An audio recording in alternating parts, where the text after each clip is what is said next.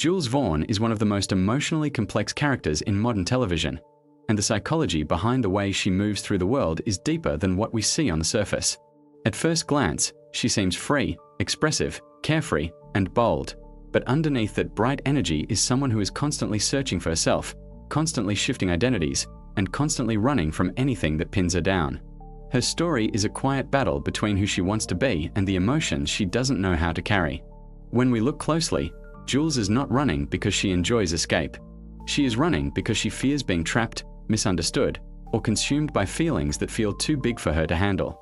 Her life is shaped by transience, the idea that everything is temporary, always changing, always slipping through her fingers, and that shapes the way she sees love, relationships, gender, her body, her future, and even her own name. When Jules enters scenes, she often feels like a moving piece of light. She is always changing her style, her makeup, and her hair, but those things are not just for fashion. They are tools she uses to create different versions of herself, versions that feel safer, prettier, stronger, or even invisible depending on what she needs that day. For Jules, identity is not one thing. It's a collection of feelings she tries on, like outfits in a dressing room. She is not inconsistent for the sake of drama. She is inconsistent because she has never been given the chance to grow in one stable shape. The world she grew up in, especially her early experiences with rejection and pain, taught her that stability is dangerous. Stability means being vulnerable. Stability means being seen. Stability means people might expect things from her that she is not ready to give. So instead, she keeps moving. She transforms. She escapes before anything can collapse on top of her. In her mind, constant motion feels safer than standing still. Much of her running comes from childhood wounds she never healed. Her mother's addiction, instability, and emotional distance created a fear inside Jules that love is unpredictable. When the person who is supposed to protect you becomes someone you fear, the world becomes confusing. Jules learned early that people can change suddenly and painfully, and because of that, she struggles to trust calmness.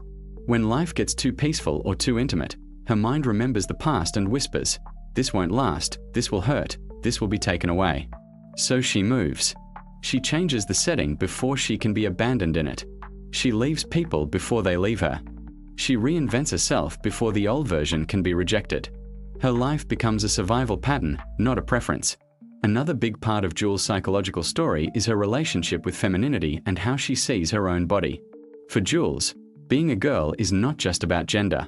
It is about safety, validation, beauty, and acceptance. She builds her sense of self through how other people see her, especially men online.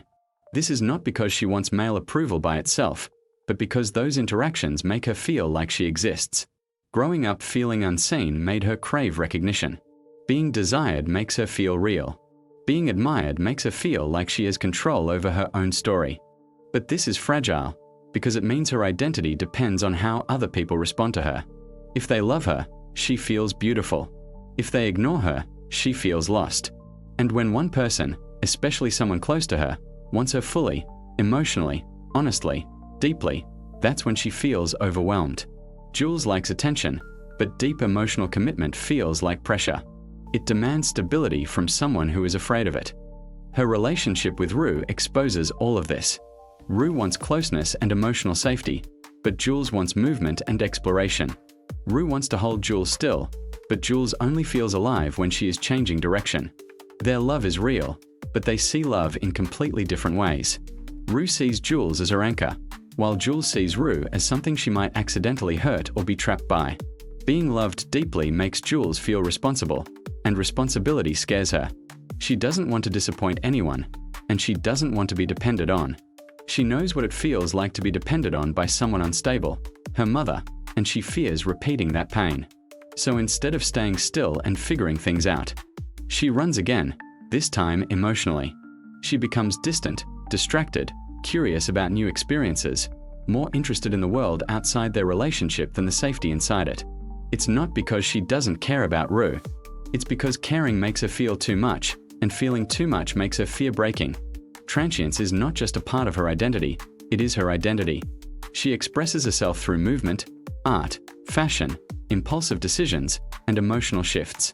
Jules is someone who is always looking for the next version of herself because the current version never feels complete.